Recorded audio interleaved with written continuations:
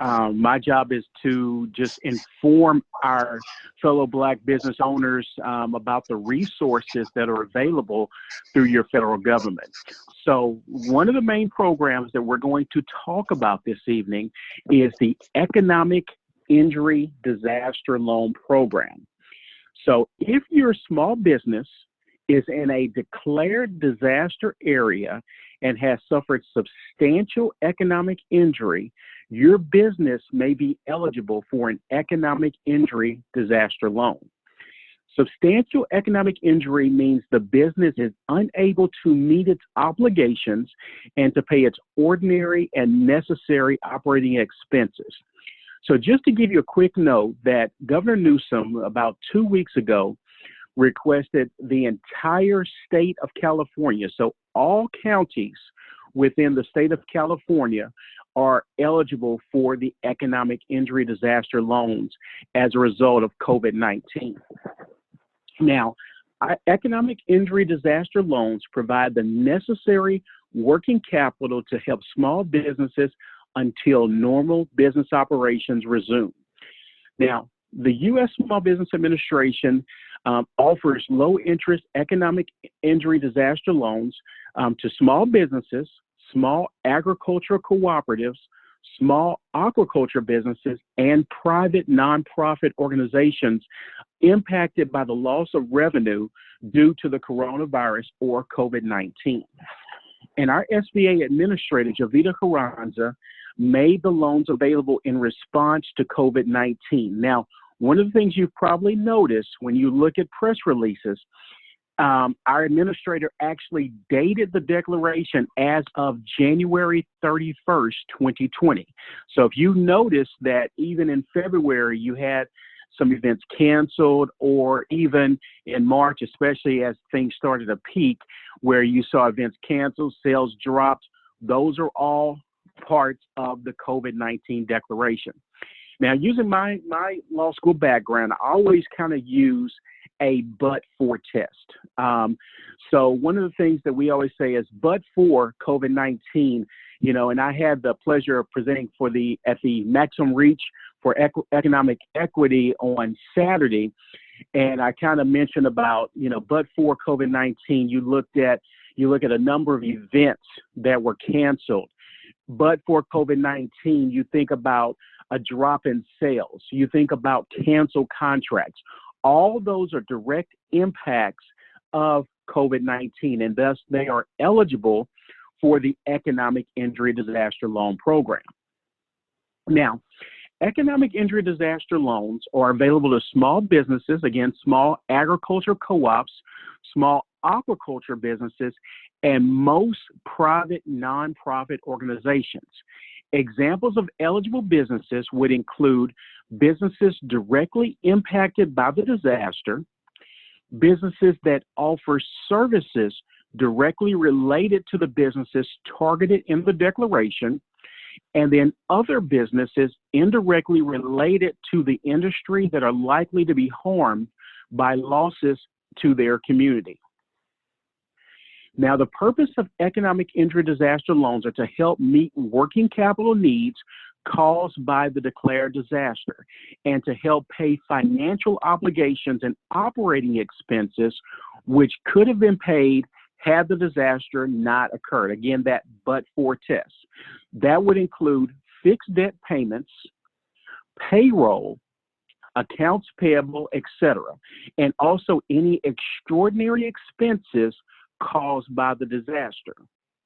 Now, economic injury disaster loans do not replace lost revenue, lost profits, or fund any expansion. Now, as a fellow Black business owner myself, I actually own my own sports agency and my own real estate brokerage company. I actually have as a personal mission for me to work with our fellow Black business owners and minority business owners to make sure I'm giving you the information to make sure that we're keeping your business sustained during this recovery period, because we don't know how long this COVID-19 pandemic is going to last. I mean, I know that Trump started with the country being closed until April 12th.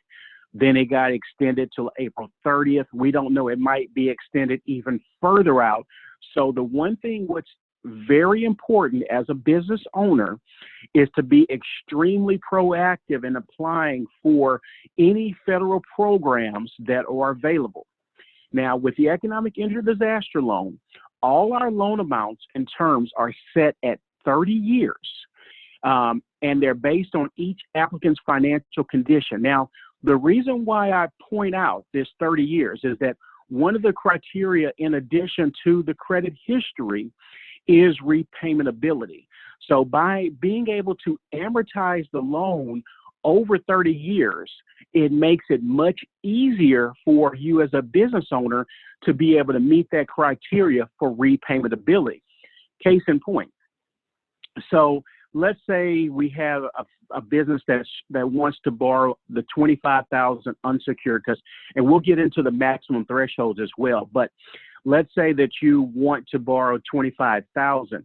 Well, that amortized over a year period ends up being approximately $117 a month.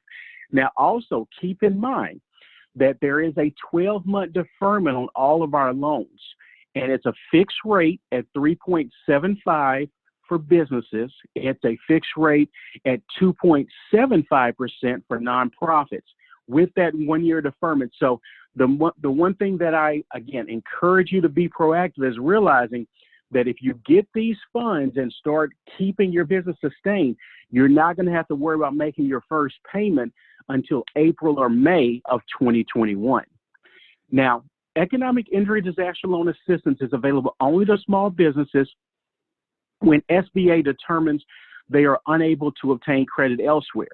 Now, the one thing that I always suggest is never try to self-determine if you have credit available elsewhere. The one thing that I want to, if there's anything that comes out of this webinar, is to apply. Because it's so important that if you are not approved for a loan through SBA, you do have up to 6 months to apply for reconsideration. So keep in mind that a no is not a final no. And we have an excellent partnership with our SBDCs, which are our small business development centers, our women's business centers, that can help be a vital resource. And also myself, if you happen to not be approved for the loan, there's a lot of different ways we can get through and potentially turn that no into a yes. Now, economic injury disaster loans are limited to $2 million, less any business interruption insurance and other recoveries. Now, the one thing I also wanted to touch upon is that if you had any business interruption insurance, I strongly encourage you to go ahead and put in a claim, because there's been a number of members of Congress that are actually fighting for legislation, because most of the insurance policies for business interruption have excluded having COVID-19 pandemic covered. But if this congressional legislation if this fight actually continues, and it may be a longer fight, then down the line, you may be eligible for payment from your business interruption. But if you do not have the business interruption coverage, then that's okay. That's what the purpose of our economic injury disaster loan program is for. Now, you can apply online for our economic injury disaster loan by going to COVID, COVID 19 relief.sba.gov. Again, that's COVID-19 relief.sba.gov. And I regret that I'm not able to do a visual with you all. I apologize for that. But one of the things that, as you're going through the process, I'm going to be able to walk through a number of examples with you. I kind of have the whole application system set up. So even though I'm not actually showing you the screen, I can pretty much tell you exactly visually any areas that you may have issues down as far as kind of processing. But I want to finish off with talking about the different requirements that are part of the economic injury disaster loan. Now, again, I mentioned that we look at two criteria: credit history and repayment ability. Applicants must have a credit history acceptable to SBA. Now, also keep in mind, because of this COVID-19 pandemic, we've done a lot of modifications to the program, which also has made it much easier to be approved. So it's not as rigid of a credit score as in previous programs. Also, repayment ability. Applicants must show the ability to repay all loans. But again, because all the loans, every one of our loans for the economic injury disaster loan are set over 30 years, it makes it much easier for repayment ability. So that's just one of the aspects that is a part of that. So let me go here.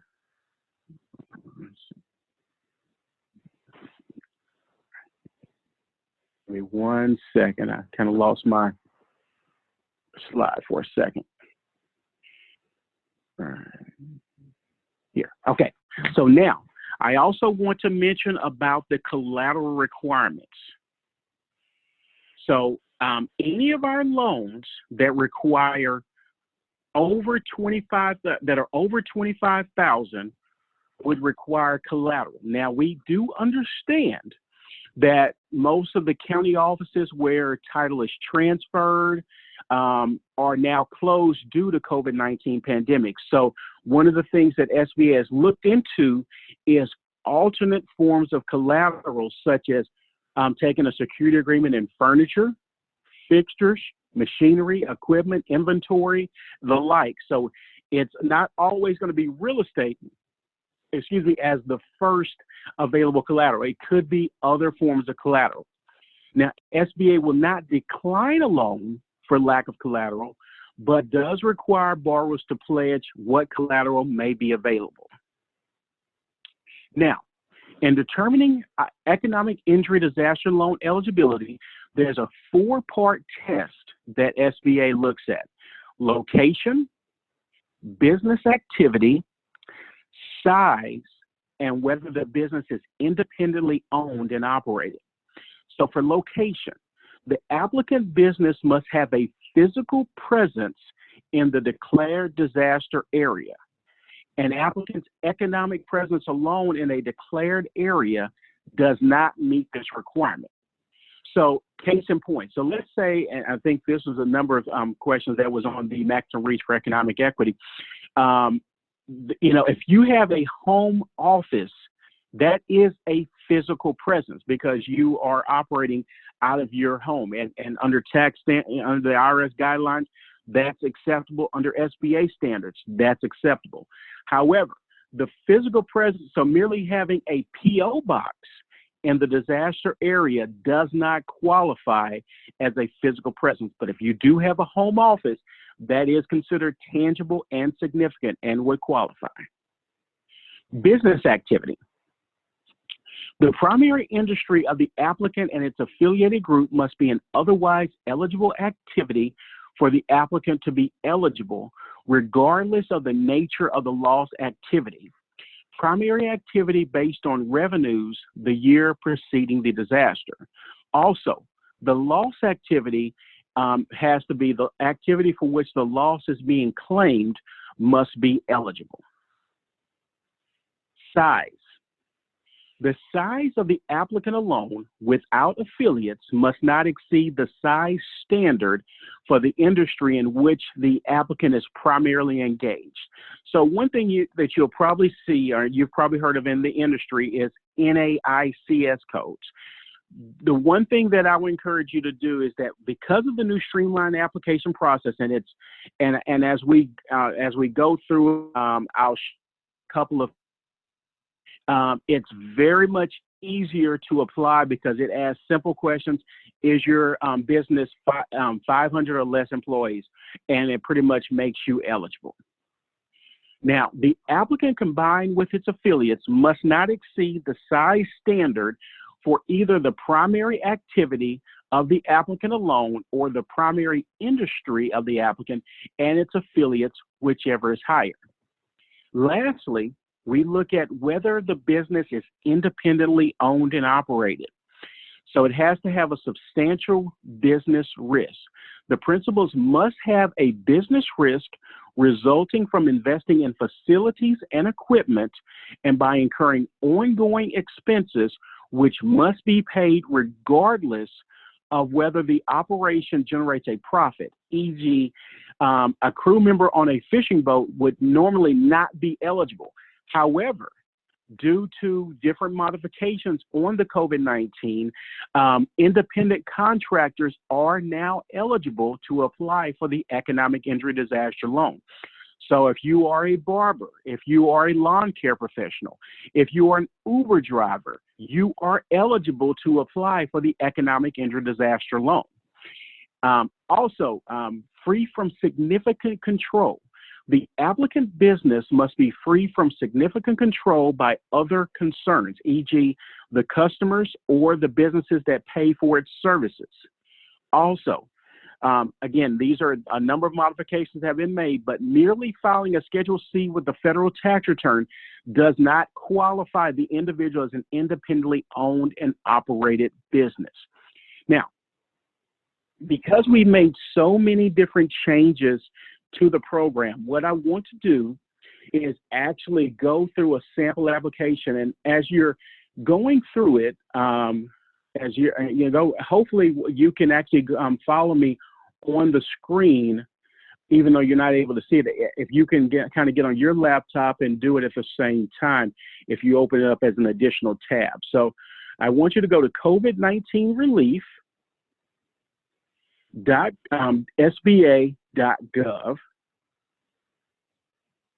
and I want to show you a couple of different examples of the, let's see, gov.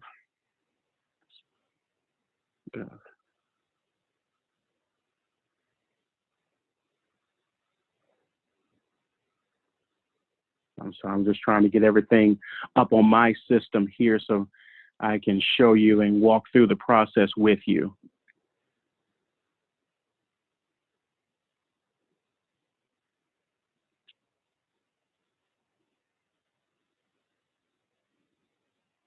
So if you're in front of your screen now, what you'll notice, it asks a number of questions on the actual application.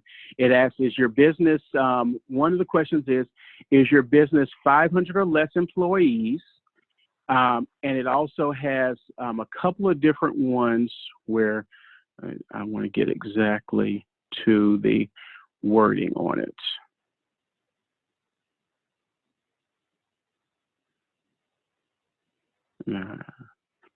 Like I say, I apologize for having to do this on my phone since I was meaning to do this on our webinar, and it's been a little bit harder for me to find everything on the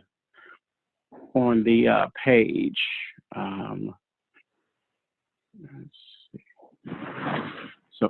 So when you go to the page, like I say, it asks a couple of questions. So one of the things you'll see if it has a business of less than 500 employees, it also asks if you, on the second line, it mentions about being an independent contractor. So if you are a barber, if you are a lawn care professional, if you are pretty much of that nature, any of that self-operated business, but may not have a sole proprietorship or LLC or an LLP or a C Corp or S Corp to kind of reflect any kind of a business entity. Again, whenever you apply as an independent contractor, be on that second line, and then about 6 lines down, it's going to have the area where you can apply for the as a nonprofit. So I want to start out by going to the first to apply as a sole proprietor. So I'm going to actually try to get it on this phone as I'm going through the presentation.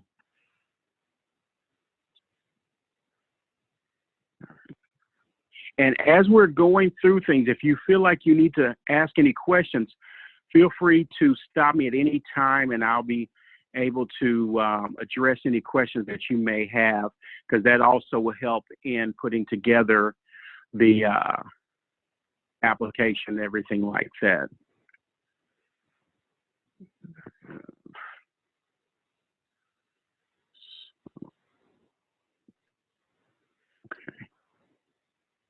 Mr. Williams, you have a few questions if you wanted to take some time to answer them. Yes, that'll be great. I can take some time to answer those questions real quick. Okay, we have a question from Mr. Pierce, and I'm going to unmute Mr. Pierce right now. I don't know if you guys can, okay, there we go. The question is, what was the URL that you gave us to look along with you? Can you repeat that? Yes, it's COVID-19relief.sba.gov. Relief dot, say it again. Relief.sba.gov. .gov. Thank you very much. No problem, no problem. Okay, the next question. Before we move on to the next question, anyone that wants to see the link, if you take a look, if you guys are on your laptop, you can take a look at the chat. And Shalene Jane has put the link for the COVID-19 relief.sba.gov right there. Also, someone from an iPhone also posted it. The next question is from Ruth. She said, is a sole proprietor the same as a gig worker?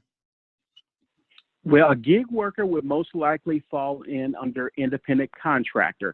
So yes, that would be under that second line where it has, are you a sole proprietor? And it also will mention about being an independent contractor, which is where your gig workers would fall in under. Okay, Ruth, does that answer your question? And I can actually unmute you to see if that answers your question.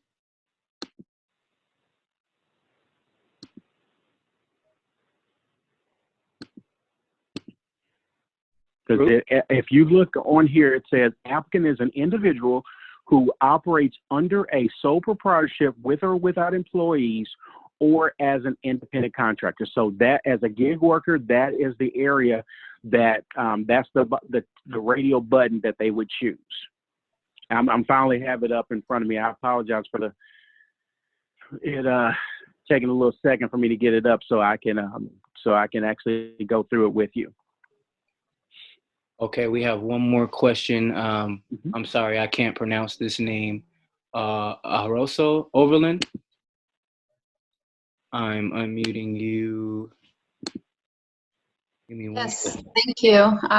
My name is Aroso. I'm with Overland Tanberg. My question was previously, maybe about a few weeks prior to the announcement of this loan, I was on the SBA website, and at that time, the website looked a little different than it does now. It looks a lot more streamlined. Prior, there was forms that you needed to download. Is this the same application, or is the application that I've downloaded and printed separate from what you're going over now? It seems very similar, so I want to just get some clarification, please. Rosa, you have an excellent question. So for any of our applicants that actually applied prior to March 29th, what we encourage you to do is to go back into this new streamlined portal and reapply again, because it's going to, so what I'm going to do now that I have the app up, I want to kind of walk through things with you. And also what I encourage you to do, maybe if you have an extra browser window, go ahead and try to apply now. And I'm going to show you how fast it is with this new portal. But I want to also emphasize there's one major thing that as a business owner that you want to check. So I'm just going to put in here that I'm applying as an individual, as a sole proprietor. And then, of course, you'll go all the way down to the bottom, and it says review and check all of the following. So you want to just check all those boxes as you go through it. And then the next page is going to bring you to some simplified business information. So I'm just going to do just something really simple so you can see just how easy this is and for us to get to the next page. So I'm just going to put Corey, DBA, as my legal name, and then the trade name is going to be the same. And then for the social, it is preferred that you do have your tax ID and your social available. One of the questions that's asked is, if I am a nonprofit, do I need to have my social? You do not have to put your social in this box, but you do have to make sure, if you notice that whenever there are certain areas that are tabbed with a red little strip, and then you have to turn it green. So you have to put in enough numbers in order to turn that green. So if, just in case you are a nonprofit and you don't feel comfortable putting in your social, you can put in whatever numbers until it would turn green, and then that would keep you moving through the application process. Now, again, I'm trying to do it as a sole proprietorship, and then but I don't have a nonprofit, and I'm not going to be operating as a franchise. Now, one of the questions that's asked is, and I'd like to use it as something simple, is your gross revenue. So what we're going to do is just act like your gross revenues are $10,000 a month, so that'll be $120,000 a year. Now, for the cost of goods sold, you'll see that's the only tab that's red. So a lot of people have asked the question, well, I'm a realtor. I don't really have many, goods sold. Here, because the system is so streamlined, you can actually put your entire operating cost in here. So let's just say to run your business, it's about $20,000 a year. So we'll put in 20,000 here. And then you'll notice until you get to towards the bottom, there's a lot of areas that you can actually bypass, and it goes down to the business address. So then let's just put in 123 Main Street. And we're in Sacramento, California. And we're going to put in 95610. I guess we'll put that as Citrus Heights. And then business phone. Again, if you don't have the information, you can put in, a number until it's completed. But you want to make sure that you turn that red strip into green, because if you don't have enough digits, that will kick you back. So we're going to put a date the business was established, 01/01/2000, and it's been under ownership that same time, 01/01/2000. Now, that brings a question that a lot of people have asked too is, what if I took over my mom and dad's business? Well, so let's say you did that. Let's say we had a funeral parlor, and let's say the business started by mom and dad in 1980, but then mom and dad transferred the ownership to you all in 2000. So the date the business was established would actually be 1/1/1980, but then the date the business it was under current ownership since 01/01/2000. So that's how you would delineate the difference between the actual business being established and the ownership. Now, business activity, we're just going to put in business services, and then of course it asks about a few different things. So to ask what best comes under your what best kind of falls under that criteria under business services. And then it'll ask for number of employees. Now, this is important. Now, one of the parts of the Economic Injury Disaster Loan Portal is that it includes up to $10,000 for forgiveness. It's not a grant, but it's up to $10,000 that can be forgiven, and that's based on the number of employees. So let's say that I'm a sole proprietor. Most likely, I'm only going to qualify for up to 1,000, because if I'm a one-man show, I also have to be showing myself as having I can't have 1099 employees. It has to be a W-2 employee. So if I am putting my salary I'm taking from the business as a W-2, then I am considered an employee. So, but if you're paying any independent contractors, then those independent contractors are not eligible for the up to $10,000 for forgiveness. They have to be W-2 employees. But so I'm going to put in that I'm just a one-man show, and then it goes to the next area. Now, it'll ask for the individual owner agent information. So I'm just going to put my information so we can get through the actual process. And again, I'm so sorry I'm not able to show you this on this webinar. I like I say, I really hate that we're not able to see it. But hopefully you'll be able to go through it this evening, and then I'll give you my email. And if you have any questions, I'd be more than happy to walk through with you through this process. Let's see. So I'm just putting in the basic information of my business so we can get through the application.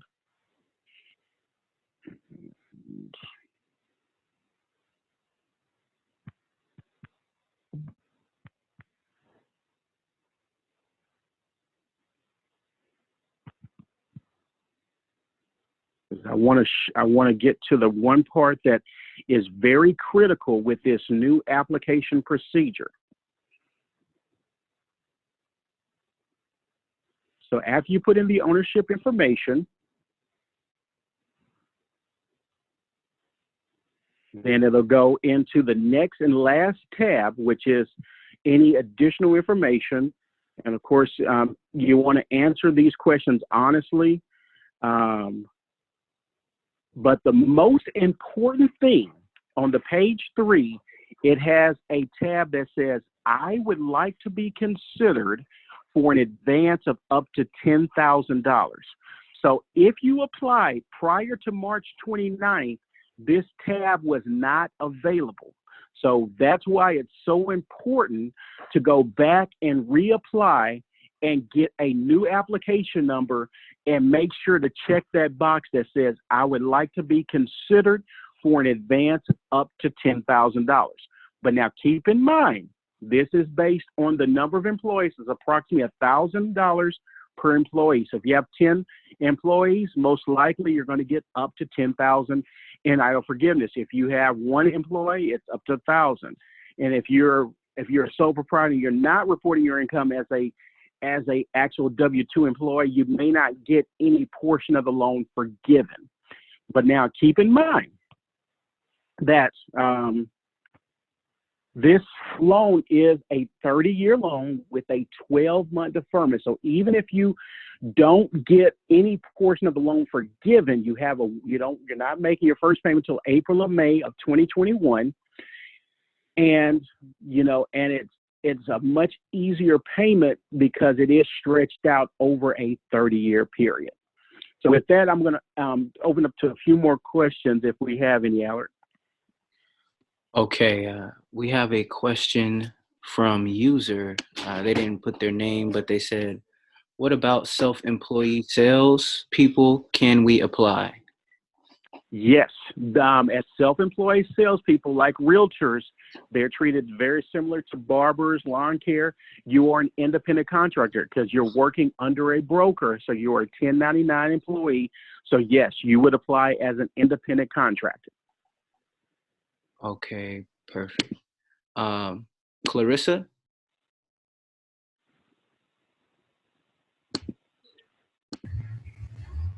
Clarissa, can you hear us? Yes, I can. I'm here. Go ahead and ask your question. The reason I was calling, I wanted to find out, when we talk about economic hardship, when we talk about revenue normally comes from a business, but because my LLC is fairly new, I basically was working and putting the money that I was working and putting it into the business. How do I account for that on this application as revenue? Great question on that one. So what will happen is this is where you come in with the projections.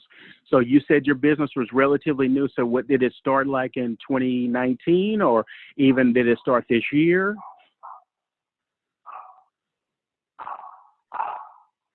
For your business, did it start this year? When did it start? 1 second. Let's get her back.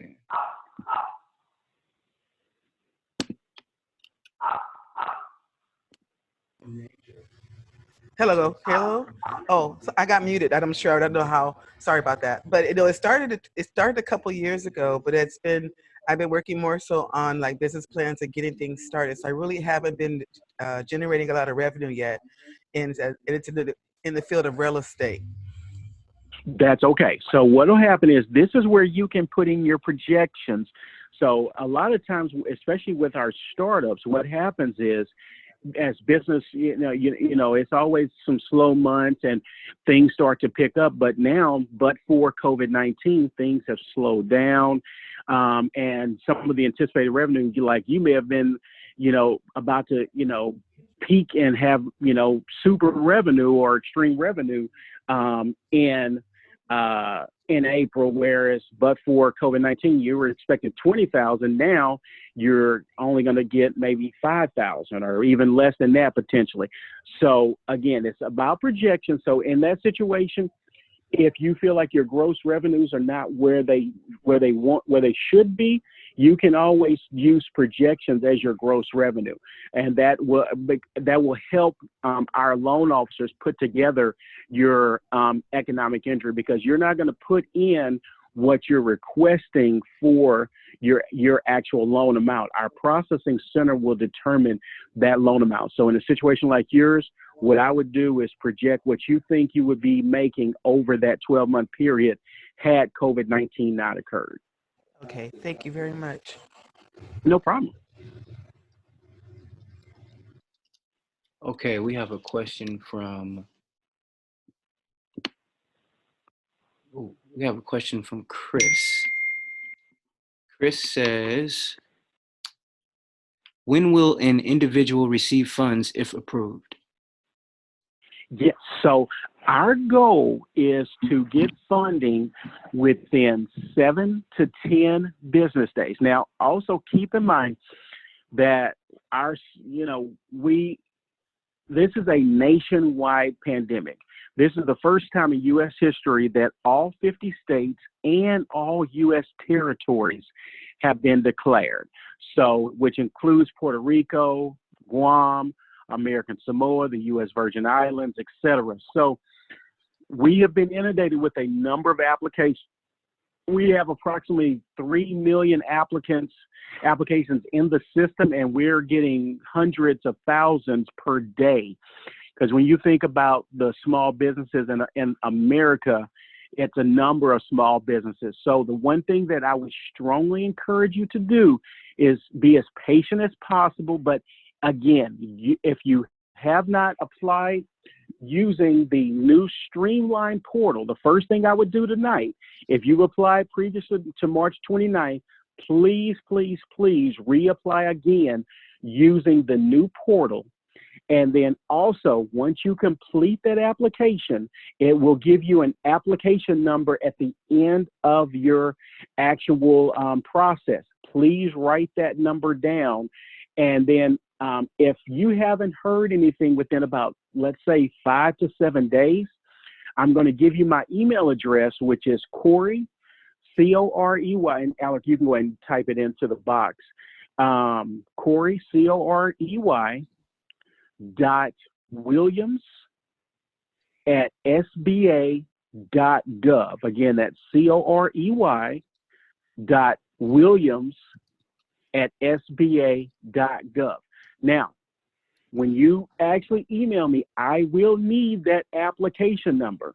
Now, we are since we are installing this new streamlined application process, they're in the process of putting all the applications into this new portal.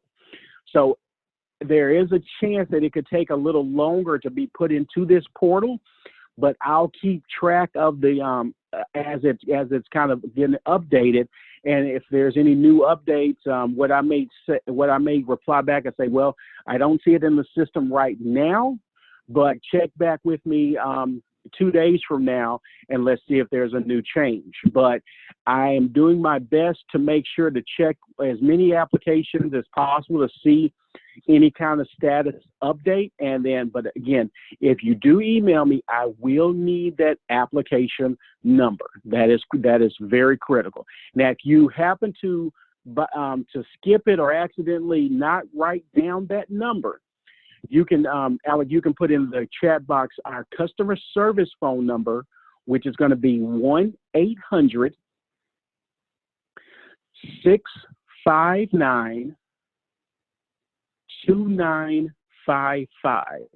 That is our customer service center number. And then there's an email address also. It's disastercustomerservice@sba.gov. Again, that's disastercustomerservice@sba.gov.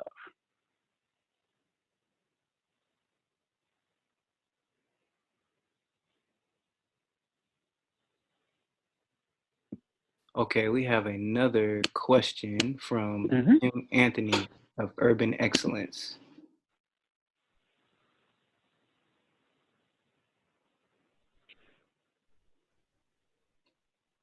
Unmute.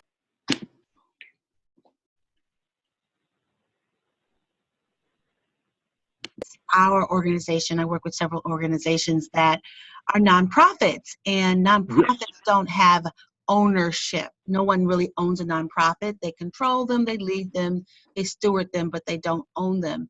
So in the application, it's asking for a percentage of ownership. How would we address that? Outstanding question. So in that, keep in mind that that system is so simple that all you have to do is turn that red strip into a green strip. So you can put in 0% as the ownership, and that will be okay. Now, one of the things that you'll notice, it asks about the nonprofit cost of operation, or it also asks about is the nonprofit performing any secular service?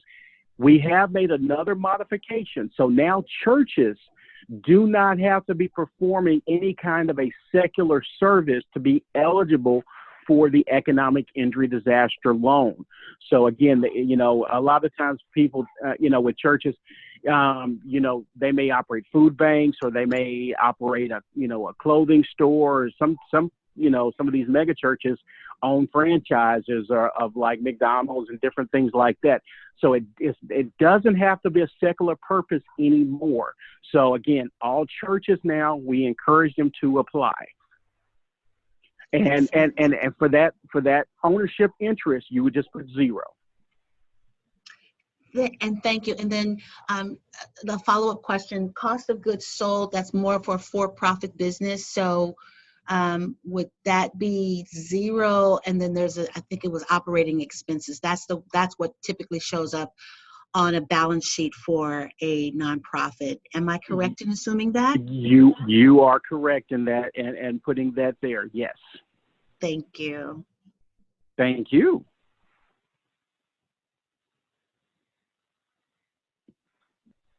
Okay, the next question is from LaTanya. 1 second.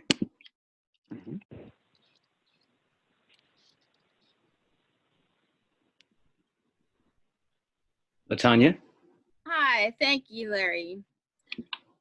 Corey, this has been great. I've heard quite a few of these webinars and presentations, but by far, I think yours is the one that's answered quite a few of my questions in advance. So thank you for doing an outstanding job. On April the 2nd, I actually applied for the EIDL loan, and my understanding was that within 72 hours, we were supposed to get some type of information back regarding, like you said, that but for opportunity to get up to potentially $10,000 of the forgiveness.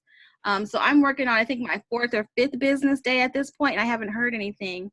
Just kind of wondering, what expectations that I should have at this point, or just send you an email like you had mentioned a moment ago. Thank you. Well, oh, no problem. And another great question. Because we are doing doing the transfer to our new rapid application transit portal, it is taking a little bit longer than expected, but here's what I would recommend. Since you applied April 2nd and today's the 8th, go ahead and send me your application number, that starts with a 3, and then I'll go ahead and check and see if it's in the system, and then I'll do another check on Friday to see if it's updated. If it's not in the system tonight, I'll check Friday as well and see if there's any new updates, because they're adding in a number of applications per day, but we're also getting just as many applications as they're putting into the new portal.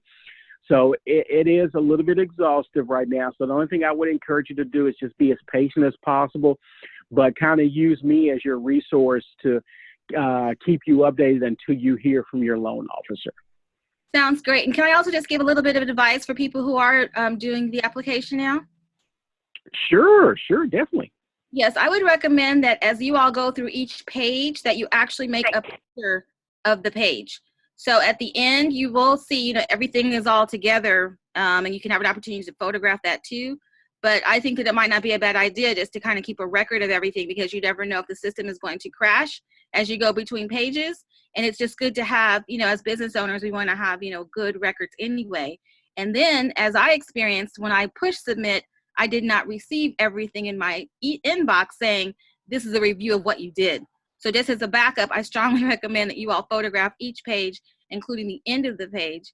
And the last thing I'll say is that on that very last page, if you look at the upper right-hand side of the page, all the way to the top, almost to the top of your laptop or computer, there's also a number there too, saying something like OMB. So I would strongly recommend that you photograph that too, just as a backup to all the backups. Thank you. Those are excellent suggestions. Thank you for that. And yes, and I would strongly recommend that, especially that application number once it's submitted. I can't emphasize enough the emails and calls that I get. Oh, I submitted it, but I forgot the application number. And right now, our customer service center phone number is, wait times are pretty long. This is again, I can't emphasize enough patience, but I know it's tough because as a small business owner, and myself being a small business owner as well, we need the funds as soon as possible. But the one thing, kind of use me as your source, and anything I can do to keep you updated until you hear from the loan officer, I'll do the best I can to keep you updated on your application. I sure appreciate it, sir. Thank you so much. Thank you. Okay, we have another question from Carol Druitt. Carol? Hello. I'm Carol Druitt of CDCOM Public Relations, and I also own Carol Druitt Enterprises, which is an education consulting company. And I've been providing pedagogy to the area schools, LAUSD and surrounding school districts, as well as charter schools. And I'm a sole proprietor and would like to know if that type of business would qualify for this disaster loan. Yes, it does qualify for the economic injury disaster loan.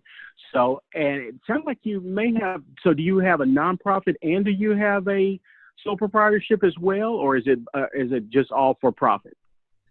All for profit now. However, I am a minister, so in the future I do plan to open up a nonprofit, but right now everything is for profit right now. Great.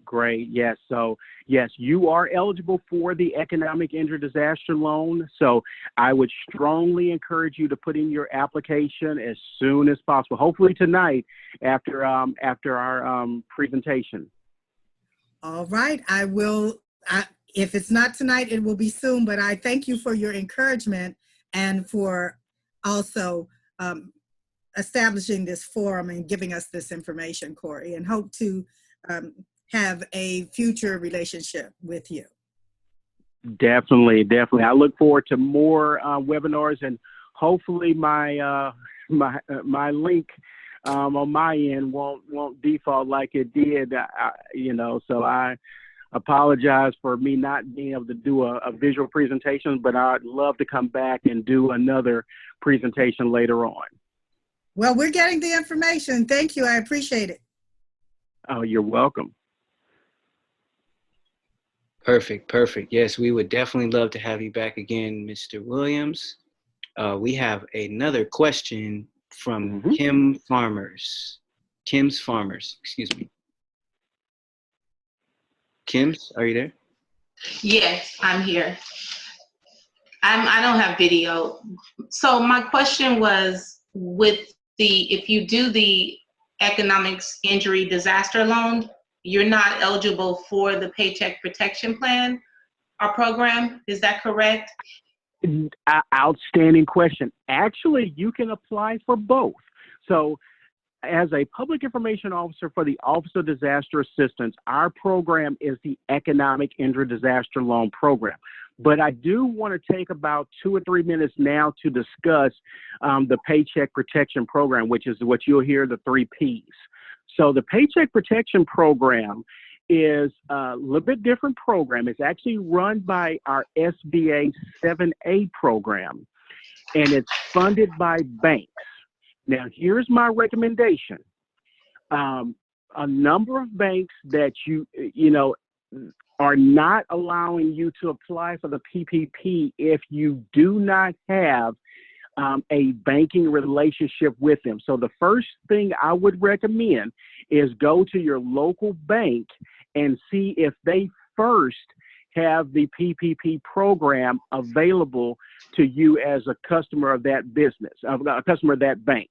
Now, with the PPP, it's definitely a little more rigid program. So what the whole purpose of Paycheck Protection Program is to sustain the payroll of your employees through June 30th of 2020. So case in point, if you are able to use 75% of your payroll, 75% of the PPP funds to cover the payroll, then your loan will be forgiven.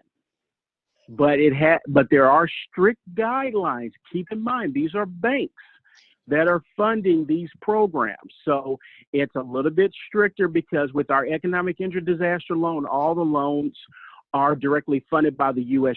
Treasury. So there's a blanket, everything's the same. With a bank, every bank has their determination requirements. So they may have credit score requirements. They may have repayment of requirements. They may need to have more control over your payroll to see if you're not trying to put excess payroll. Because we've had so many different questions that's come about, about bringing your employees back.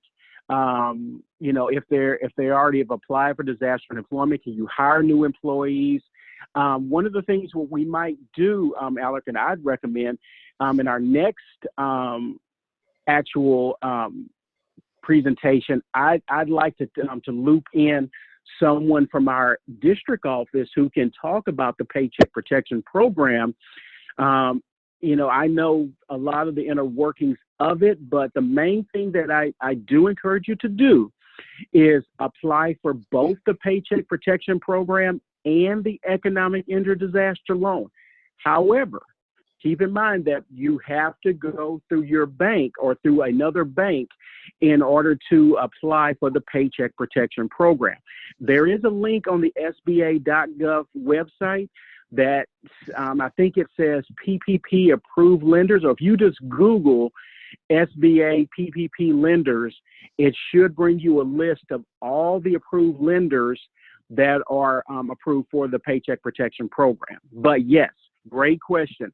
You can apply for both the PPP and the Economic Injury Disaster Loan. However, one thing I want to caution you is that you cannot use the idle funds and the PPP funds for the same purpose. So case in point, let's say you get approved for a Paycheck Protection Program loan and you're using that to pay your payroll for May of 2020 and June of 2020. You can't then in turn use your idle funds to pay for payroll of May 2020 and June of 2020. But you can use your idle funds to pay for your monthly lease obligations. You can use it to pay for your accounts payable. So there's a ways that you can work it to where you can actually use both your PPP, which has a greater amount that can be forgiven, and also use your economic injury disaster loan fund. So great question. Yes, you can apply for both. And just one last thing, some banks are not really, they don't have their systems operating properly. I went on Chase last night to do the PPP and it didn't go through, it kept erroring out. So maybe the EIDL is a better route now because you've already worked out the bugs and it's pretty seamless to go through that process.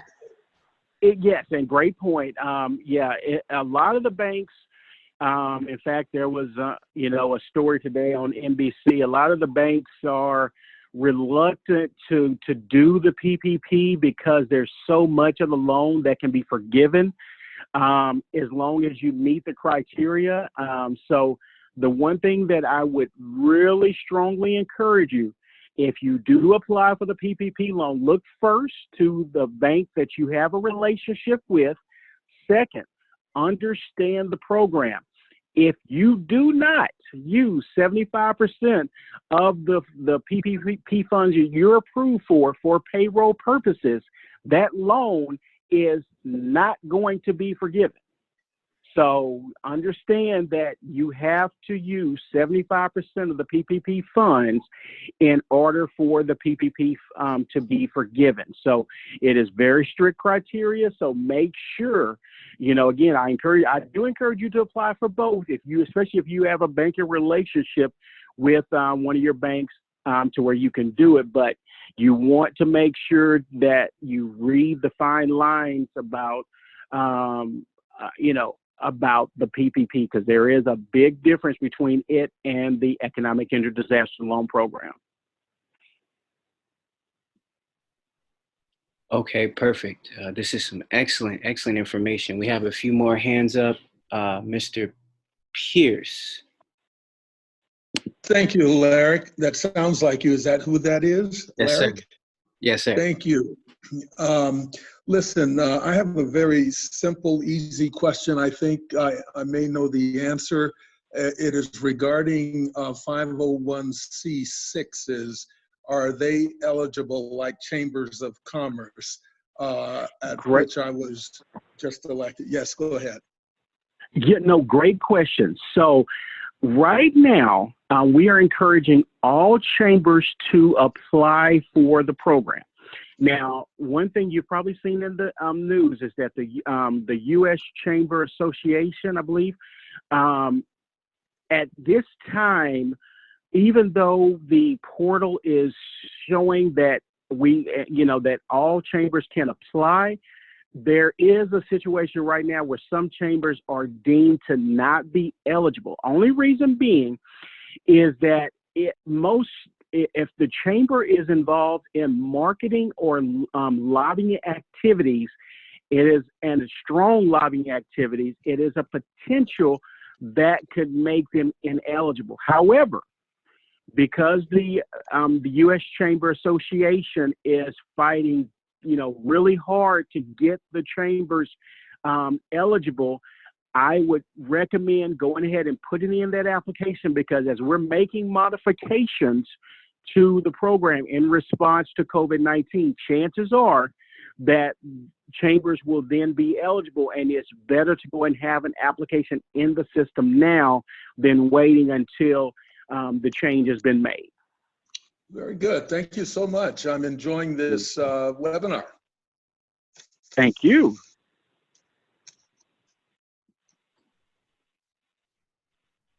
Okay, we have a question from Galinda.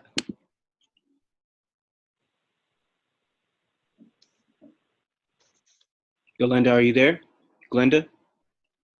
Yes, can you hear me now? Yes. Yes, my name is Dr. Glenda Driver. I'm with Genesis Investing Solutions. And we had a research project that was coming up. We are C Corporation. We had signed our leases into our MOUs, had several $1 million committed to us for funding and moving forward. And now all of that is on hold. Essentially, all of the developers, which are a group of doctors, are not being compensated, or the project is on hold. Is this, and even though we have a budget, but we weren't in operation, are we eligible for this type of funding? Great question, Dr. Dreyer. So when did your C Corp start? 2015. Oh, you're eligible. Yeah, because you, as long as your business was in existence as of January 31st, 2020, you're okay. And Okay. I always kind of draw back to that but-for test. So, but for COVID-19, you had delayed contracts, you had canceled contracts, you had Yes. payroll that can't be met. So, yes, Yes. you are definitely eligible. Okay, so the engineers and the architects and all those kinds of people, that makes us qualify for this kind of funding? Yes. Now, keep in mind, are you paying your engineers and your architects as independent contractors or W-2 employees? They were independent contractors, of course. Okay. So here's the thing. Now, you want to apply for both the PPP and the Economic Injury Disaster Loan. Now, keep in mind, as I mentioned, that for the forgiveness part for the Economic Injury Disaster Loan, it's only for W-2 employees, not 1099 independent contractors, because your architects and your engineers, they can apply for Economic Injury Disaster Loans as well. So it's only for your W-2 employees. But yes, you not only would you apply, I would encourage your engineers and architects to also apply for the EIDL program and the PPP. I thank you very much. You're welcome. All right, and we have Deanne Graham.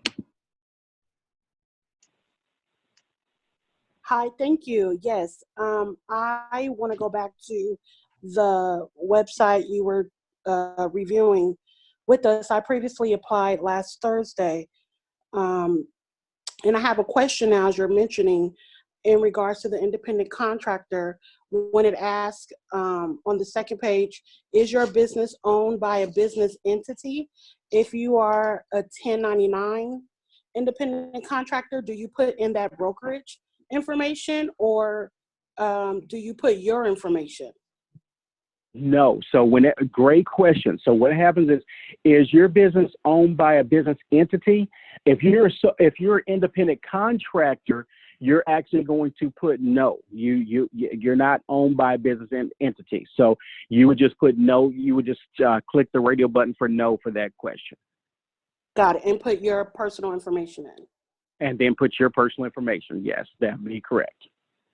So sorry, go ahead. No, I was just going to add one point. So, that business entity question is one that most of the time it's going to end up being no in that situation. But there are, of course, some situations that's why they ask. But let's say with let me try to present an example for you of an example like that. It's not in a brokerage sense, but let's say you let's say you have a Rocky Mountain chocolate factory.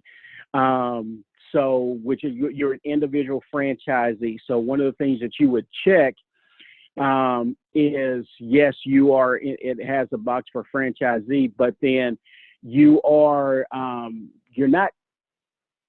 In that box, you could potentially check that you are owned by the Rocky Mountain Chocolate Factory Corporation, but you really don't have to, because again, you are an individual franchisee. So, but if there is someone that is an investor in your business that owns 20% or more, and they are a separate corporation and they have a vested interest of 20% or more, then you can check that box and then you can put in that information. So hopefully that sheds a little light on that right there. Yeah, that does. So we will put in ownership, as you mentioned before, it would be 0%, or I know before you said to just have it go from red to green. And my only concern is that I would want this information to be as accurate as possible, versus just, pushing it through to get it completed. To get to the end, yes. Well, keep in mind that you're an independent contractor, so you don't have a business entity. You haven't started, a sole proprietorship, a C corp, S corp, LLC, LLP, or general partnership. So you don't have any business ownership interest. You are an independent contractor. So yes, to answer your question, that would be a 0%. Thank you. And then the last question, and I think I was confusing it. You kind of answered it, but I just want to be clear. The PPP and this disaster loan assistance are two separate applications that both independent contractors, nonprofits can apply to both. However, on the PPP side, you will need a SBA approved bank. However, for this disaster loan, the application through the website is all that you need. You don't need to request this federal disaster loan through a banking institution. Is that correct? Correct. Okay. That is correct. Because for the economic injury disaster loan, it's funded by all of our funds come directly from the U.S. Treasury. These are our taxpayer dollars at work. With the PPP program, it's actually guaranteed by SBA, which is a part of that forgiveness portion for the payroll. But that's the guarantee. But you have to have 75% of the funds that you're approved for PPP has to go towards payroll expenses, and it has to go for that for the immediate 8 weeks from the time the loan funds. So that's the biggest thing that you have to look at. So let's say you had a $100,000 PPP loan, and you turn around and you spent $25,000 for your payroll. Well, you're not going to get your loan forgiven because you didn't meet the criteria. You had to use $75,000 of that loan for payroll. So you will have a loan that will be, that's over a 2-year period, and the banks are going to have a lot of strict standards. That's why some banks have even been in the position where they want to start controlling your payroll to see that there's nothing kind of funny going on with the way you're conducting your payroll expenses. So just be careful of that when you're applying for the PPP, that you really, try to work with your accountant and make sure that your accountant and making sure that 75%, I cannot emphasize this enough, 75% of your funds have to go towards payroll in order for that loan to be forgiven.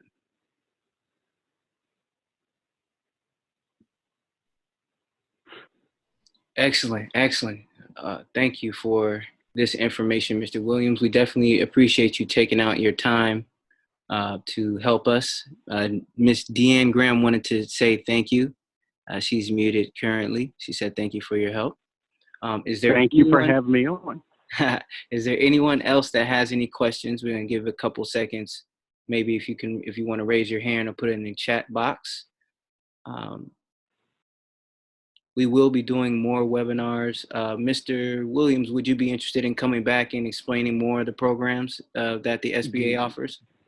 I would be honored, Alaric. In fact, what I'll do next time, I will bring a district office representative so we can also have them talk about the PPP program and really go into some fine details in regard to that. So you send the invite, and just like we did before, and also I'm available on the weekends as well. So one of the things we want to do is get the most,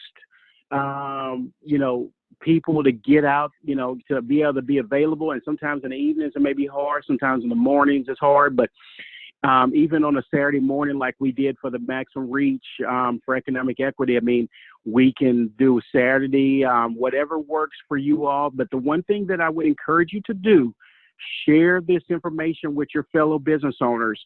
And you please feel free to email me, Corey.Williams, again, COREY.Williams at SBA.gov. Again, that's corey.williams@SBA.gov. I understand that some people want to talk on the phone. It makes it is a little bit tougher, I have to say, because I do get a lot of calls, and it's hard for me to actually talk to everybody on the phone, because also, since I am teleworking myself due to COVID-19, phone reception at my house is not as easy. That's why I would prefer to communicate via email and maybe even Skype, because we do have Skype as well. So just keep that in mind, that I am available for Skype conversations, but it would be very hard to call me via phone. Okay, Mr. Williamson, we have 2 questions. The first question, sure. I don't want to hold you too long. I know it's No. I'm loving this. Yes, this is awesome. Okay. The first one is Deanne Graham wanted to know the disaster loan application did not request any documentation. Is there any documentation needed for that application? Great question. Now, with the new streamlined application process, that streamlined portal is all that you need to do to complete your process. Now, the one thing I do encourage you, as soon as that application is completed, please, please, please write down that application number. That is critical, and that will save you a 30 or 45-minute call on our customer service center number if you write that application number down. So if there's one thing other than checking the box to be considered for the $10,000 in emergency relief funds, to please write down that application number. Great question. Okay, and I believe that Craig Stover had a question. Craig, are you there? Let me go back. Yeah.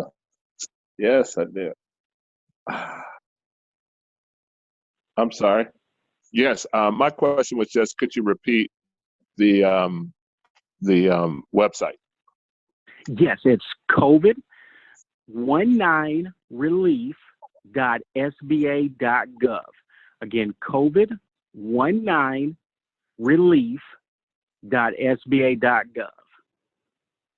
Thank you. And my other question was that it did cover churches, and I think you answered that earlier. Yes, as long as you have your application number, make sure to please, please, please write down your application number, and you can email me if you have your application number. But due to personally identifiable information, please do not send me any social security numbers, any tax ID numbers.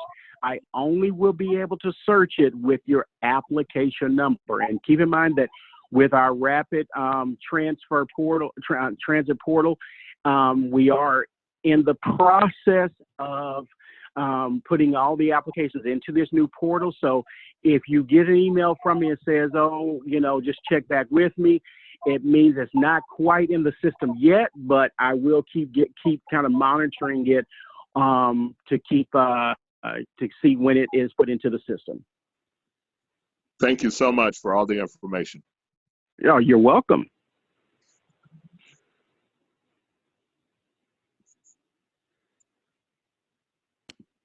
Okay, perfect. And I think one of the last questions was Shalene Jane, what documents need to be prepared before completing the application? And would that go with the streamline application and the streamline?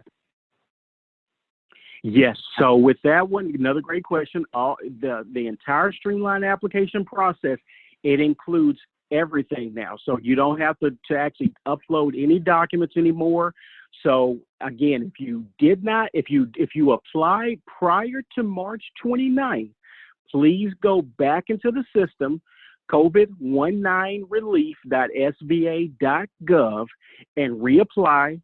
2 things. Make sure to check the box that says I would like to be considered for emergency relief funds up to $10,000, which is the portion of the EIDL that can be forgiven. And also to please, please, please write down your application number.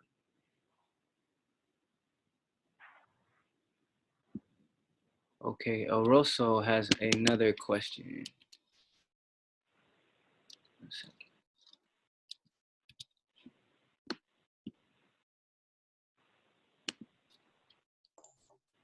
Thank you.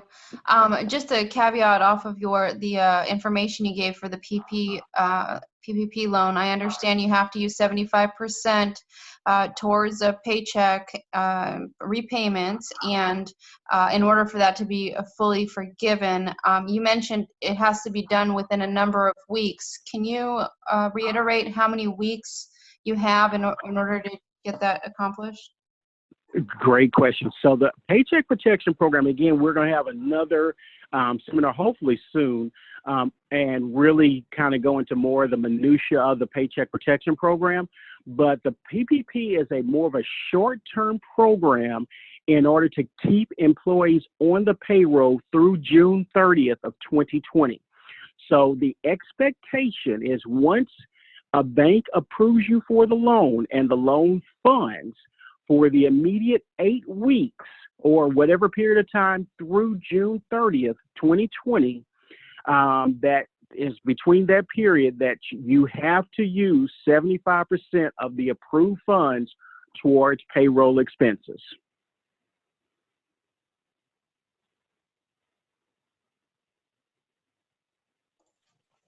Thank you for that information. Appreciate it. Again, thank you for all of your help, and I'm looking forward to more information and learning about the PPP. Thanks, everyone.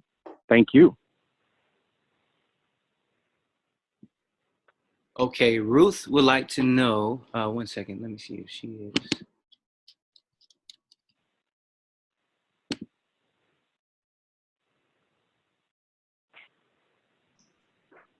Hi, I'm just asking for someone that just texted me, and they wanted to know what is the percentage rate for the loan? Great question. So for the economic injury disaster loan, it is 3.75% fixed, and all of the loans for the economic injury disaster loan are 30 years. For nonprofits, it's 2.75%. Again, all the loans are 30 years, and each carries a 12-month deferment. So if you're approved for the loan, you won't be making your first payment until April or May of 2021.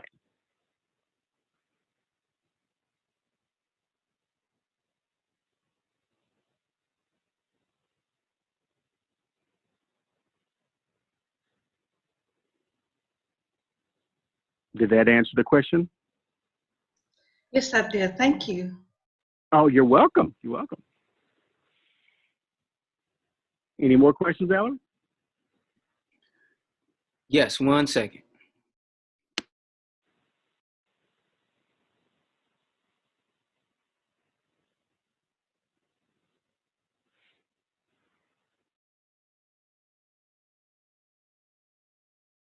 It's me again, Deanne. I just had one question, just to be sure. So I understand you said with the payment protection, it's 75% of the funds used towards the payments of the workers to be forgiven. What are the requirements for the economic injury disaster loans to be forgiven? Great question. Any options for Yeah. those? Yeah. Yes. So what happens is for the economic injury disaster loan, it's up to $10,000 may be forgiven. So that's based on the number of W-2 employees, not independent contractors. So if you are, and let's say you're a C Corp and you have 10 W-2 employees, then you're eligible for up to the 10K in EIDL forgiveness. There's no certain requirement to spend a percentage towards the payroll or anything like that. It's again, these are with this program being funded by your federal taxpayer dollars with the U.S. Treasury. There's no requirement, you know, other than you can't use the funds to replace lost revenue, and then fund any kind of expansion efforts. This is to keep your business operational. So you have a little more flexibility with the economic injury disaster loan versus the PPP, where it designates that in order for the loan to be forgiven, 75% of the funds have to be allocated towards payroll expenses. Got it. And then are there any requirements after the loan is approved and deposited, are there any requirements after the fact that they need to confirm and show where these funds went? No, great question. For the economic injury disaster loan, again, these are working capital funds to best see fit how you want to operate and keep your business sustained. So once the funds are dispersed, it's a lot more flexibility with the economic injury disaster loan program versus PPP, because once the PPP funds are dispersed, you're actually on the clock to start payroll for that period all the way through June 30th of 2020. Great, thank you so much. You're welcome.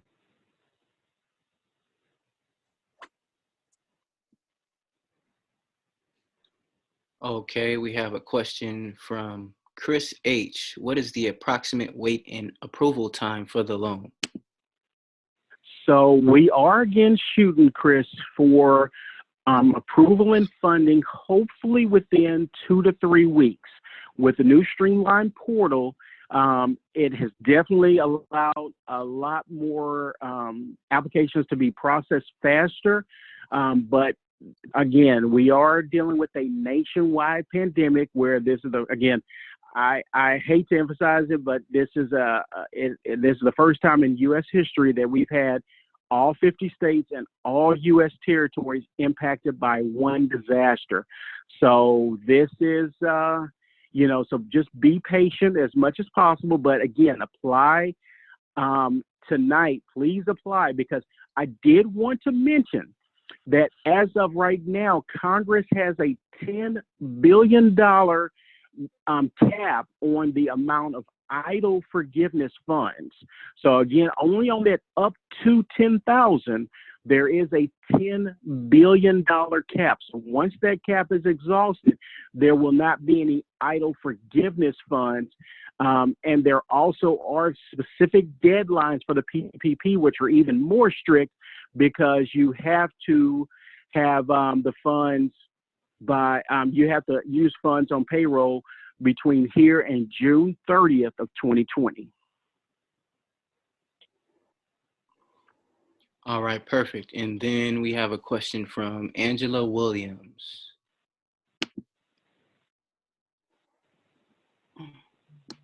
Hello, hi, this is Dr. Angela Williams. I have a nursing services and a family practice, providing nursing services and also medical services as a nurse practitioner, but I'm also a general contractor in the construction industry. And I was wondering, I'm trying to decide on if I can apply for both businesses, or should I just apply for one? Dr. Williams, I'm glad you mentioned that. Yes, you can apply for both businesses, because your family practice, that is a separate standalone entity. It's an LLC, C Corp, I'm assuming, or PLLC.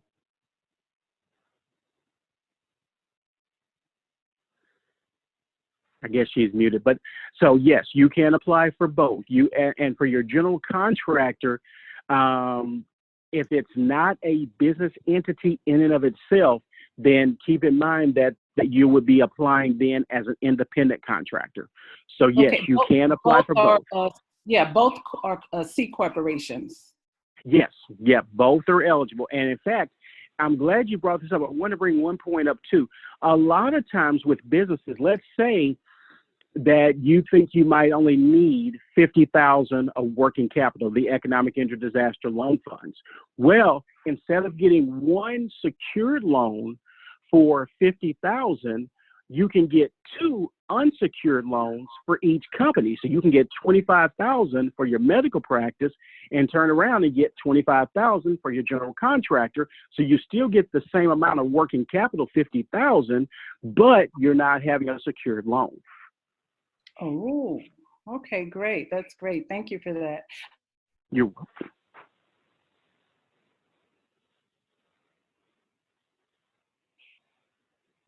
Any other questions, Alex? Yes. And, just let me know if you're... Alec, I'm here as long as, I can't thank the California Black Chamber for having this event, and we're going to have other events I can tell in the future. So, yeah, I'm here. Keep on, keep them coming. Okay, we have a question from Carol Druitt. Hello. Thank you for this Hello, Carol. opportunity. And I thank the California Black Chamber for facilitating this as well. I would like to know whether or not student loans would affect business owners' ability to procure these business loans. They do not. Now, I guess when you say student loans, are you in like a deferment? Because one of the things that you might also check is that if you are in repayment, a number of student loan providers, I believe, are actually allowing a 90-day period for deferment of your student loans.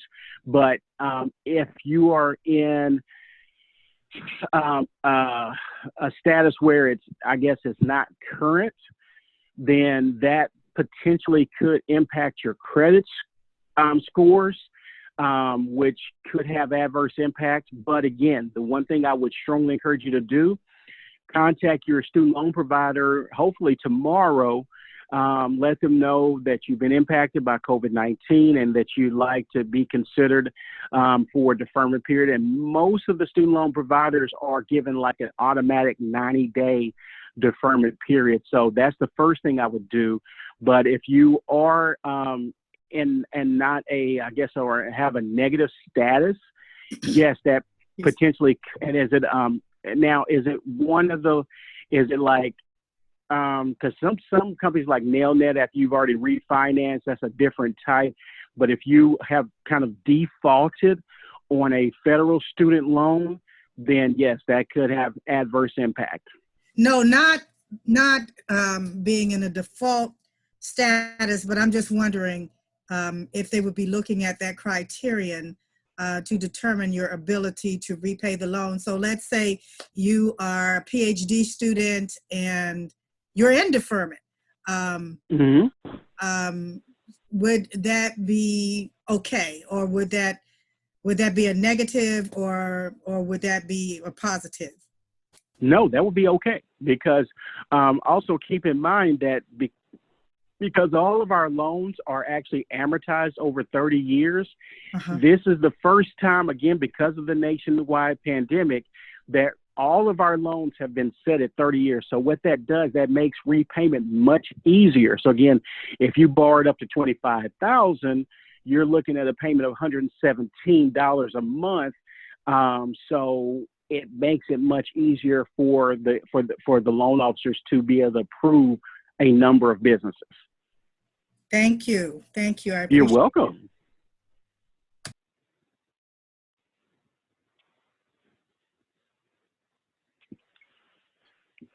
Does anyone else Any have other questions, Alan?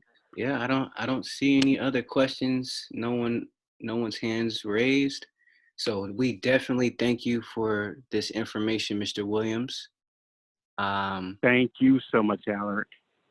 And thank you, California Black Chamber. Absolutely. Anytime. We definitely look forward to you coming back and doing more webinars for us. And like you said earlier, we will get the technical aspect of this thing fixed. Harold has a question. He said, has anyone received funding already? And are they, I guess he said, are they credible organizations assisting? Yes. So yes and yes. So again, keep in mind that these are our taxpayer dollars. These are all funds by you. All of our loans are funded by the U.S. Treasury. These are not bank loans. PPP is different. They are guaranteed by SBA, but they're funded by banks. Big difference. So yes, and people have started to receive approval. So I strongly encourage you to apply tonight. If you haven't applied, take that time. It takes about 10, 15 minutes to put in the application tonight. And make sure to write the application number down. Perfect. Well, we thank you, Mr. Williams, again. We can't thank you enough for bringing this information to us. We are looking to do some more webinars like this. So everyone that is interested in attending more webinars like this, just respond back to the email that you got that has the the information for this webinar, or you can reach me at cbcc@calbcc.org. I'll type that into the message, the text box here, calbcc.org, and just shoot me an email. Let me know that you want to be added to the list when we send out notices about our webinars, and I'll put you on the list, and then we will give you access to our free webinars. So if there are no other questions, thank you How again. many businesses did we end up having on the call, Hillard? There were about 40 plus people on the call. There were supposed to be 80. Wow. Yeah, there's supposed to be about 80. So, you know, people may have got into other things. So I just want to give the people that didn't get a chance to come back and learn some of that info. I will be sending out this recording to everybody that was on the call today. And if you want to share it, that would be great. And I got your message, Clarissa Wade. So yeah, there was about 40 plus people on the call, but I want to make sure everybody gets a chance to hear this information and ask the question. Awesome. Well, I look forward to having an event very soon. And anytime you need me, I will be available. But also feel free to email me at Corey, again, COREY.Williams@SBA.gov.